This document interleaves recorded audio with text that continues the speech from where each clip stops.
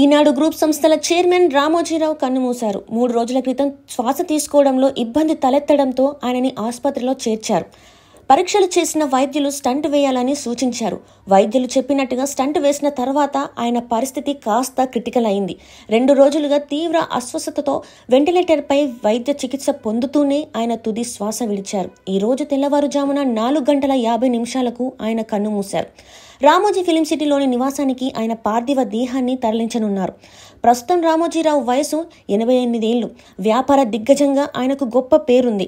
మీడియాతో పాటు అనేక వ్యాపారాలలో రాటుదేలారు రామోజీరావు.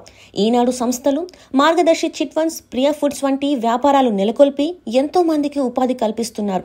అంతేగాక రామోజీ ఫిలిం సిటీ ఏర్పాటు చేసి హైదరాబాద్ సినీ పరిశ్రమ అభివృద్ధిలో భాగమయ్యారు రామోజీరావు. రామోజీరావు చిన్న రైతు కుటుంబంలో 1936 నవంబర్ 16న జన్మించారు. వెంకట సుబ్బారావు, వెంకట సుబ్బమ్మల పుత్ర వాత్సల్యమే రామోజీరావు. ఇంట్లో తల్లికి చేదోడు వాదుడుగా ఉంటూ గుడివాడలో BSc గ్రాడ్యుయేషన్ పూర్తి చేశారు.